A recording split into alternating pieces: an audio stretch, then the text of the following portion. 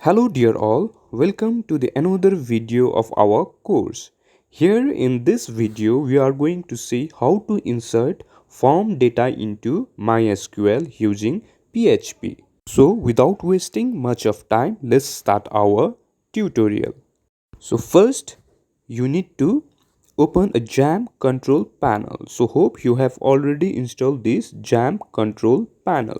So after opening the jam control panel, you need to start Apache and MySQL. As you all know, we need to save our HTML and PHP file inside the C drive, and inside C drive you will find a folder called jam, and inside the jam you will find a folder called htdocs. So inside this htdocs we need to create our project folder.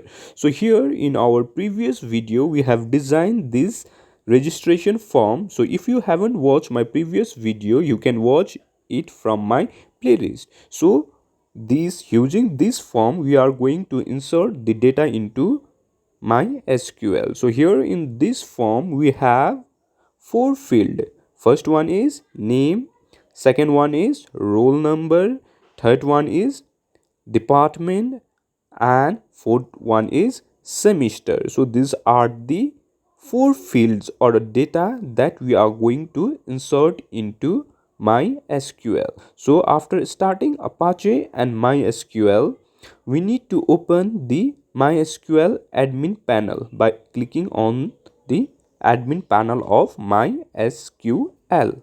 And in our previous video we have also discussed about how to design or how to create database and table in MySQL. So if you haven't watched my video where I have discussed about how to design database and table, you can watch this video from my playlist. So after creating a database and a table, so here in this table we have four fields: roll number, name, semester, and department. So we are going to insert that form data into these table. So now we are going to write our PHP script for database connectivity. So this is our connection file that we have created in our previous video, where we have given the server name, username, password, and DB, that is database name, that is student. So here in this video we are going to insert the form data into database called student and in table called student info. So now to insert data into database, we need to create a new file, and we need to save this file inside jam folder. Inside jam folder you will find the htdocs, and inside the htdocs we need to create a folder, and inside this folder we need to save all our projects. So here we are going to create a file called add record.php. So here in this add record.php file we are going to write php script for php script to insert data into database. So we need to write the php script, and inside this php script we need to include this connection file. So to include this connection file, simply we need to use include, and we need to write the file name. So the file name is connection.php. Here in this connection file we have written the connection script to connect database. Now we are going to run this connection file. So to run the connection file we need to write the localhost and the folder name where we have saved our file. So this is our folder where we have saved our file, and we just created the add record file. So right click on this file. So we have created this empty file. So let's save the file and run the code again. Now we have successfully connected to our database. So we are going to write our script to insert data into MySQL.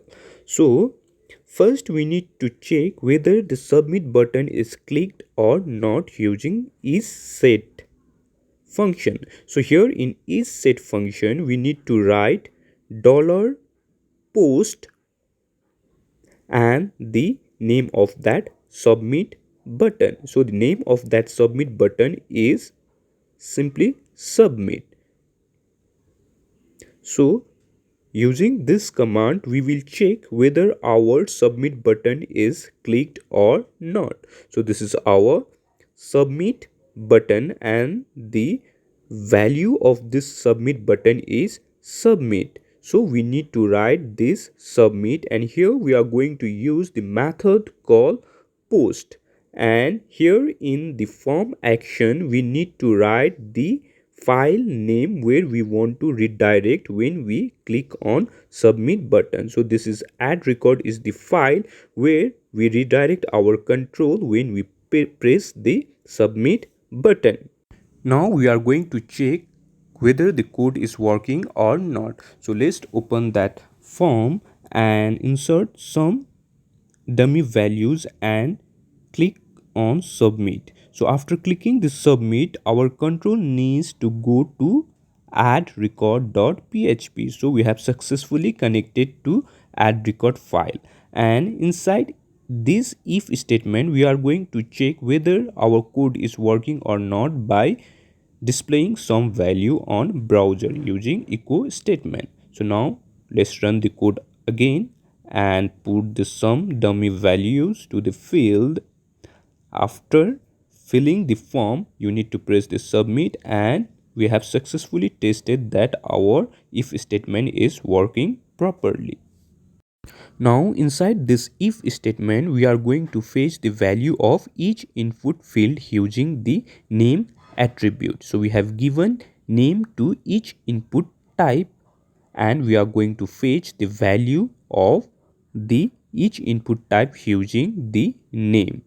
So here we are going to declare a variable called name, and we are going to store the value of input type name inside this variable name. So to fetch the name or the value of input type, simply we need to write the method that is post, and we need to type the name of that input field. So here we are going to fetch the value of name field, and now we are going to fetch the roll number to our add record.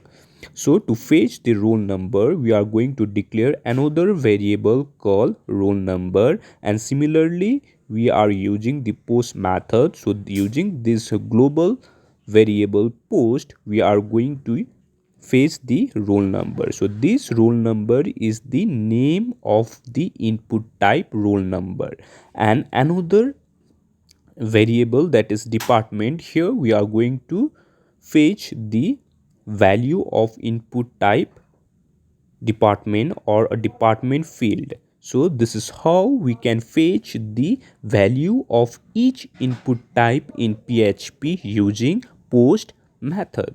Inside the post method we just simply need to give the name of that particular input field. So now we are going to check whether these field are or whether these inputs are getting or not.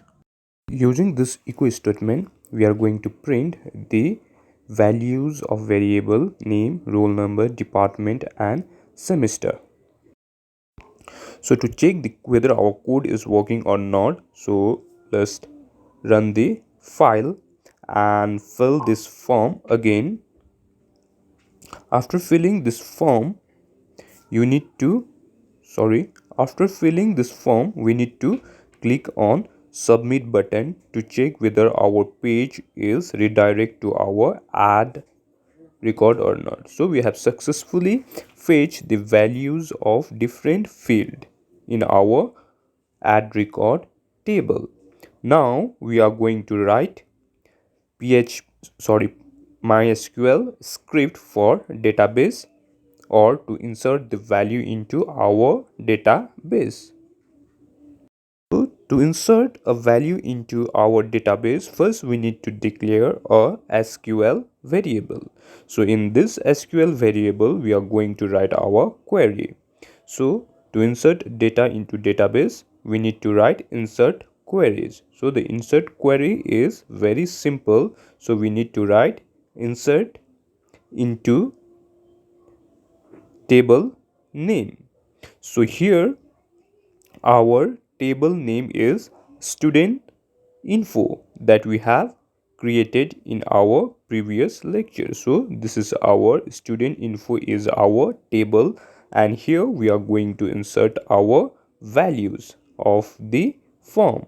So insert into that table name is student info, and in this table we have four fields: roll number, name, the semester and department. So we need to write the column name here in the order in which we have created. So the first we have roll number, then we need to put the comma, then we need to write name, that is our second column, that we have another column semester, and we need to put semicolon, sorry, comma, and our last column, that is department.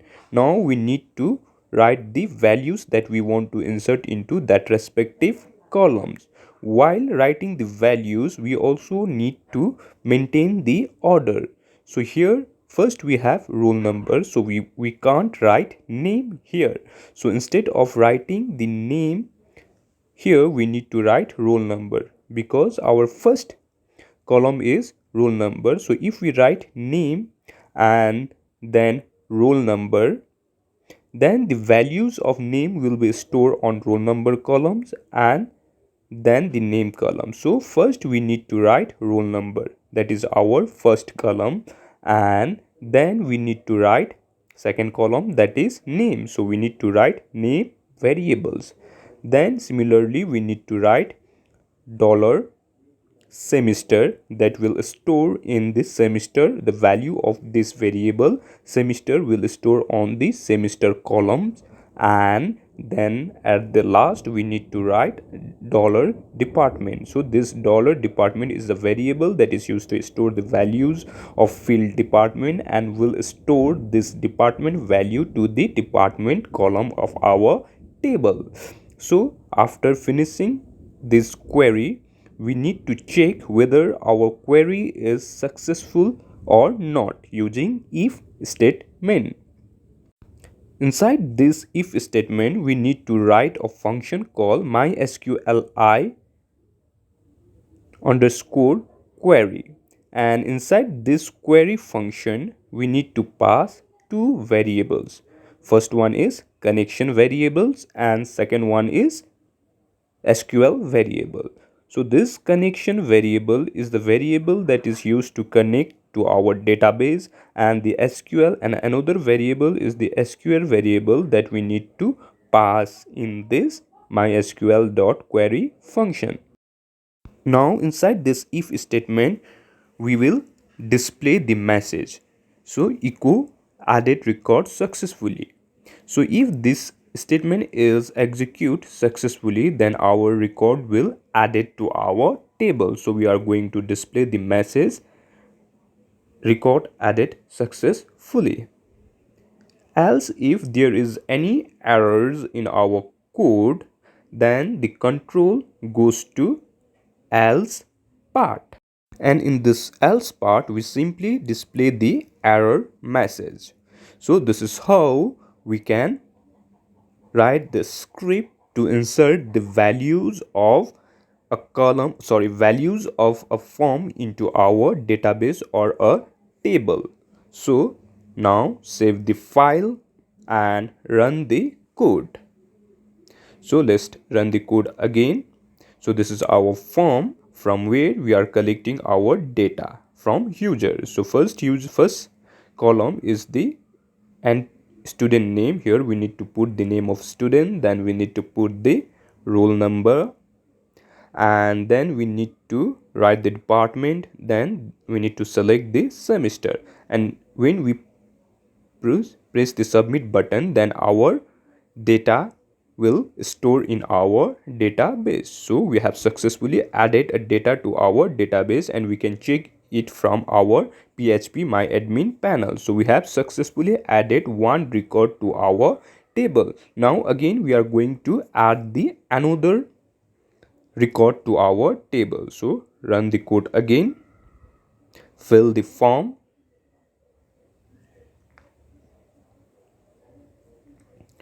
So this time I'm going to use the student name as Ravi, roll number as a 4, department as computer science, as a semester as 1. So after clicking the submit button, our data will store in our database. So let's check the so we have successfully added the 2 columns. So this is how we can insert form data into database for future use. So in our next video we are going to fetch the data from table and try to display in table and list view.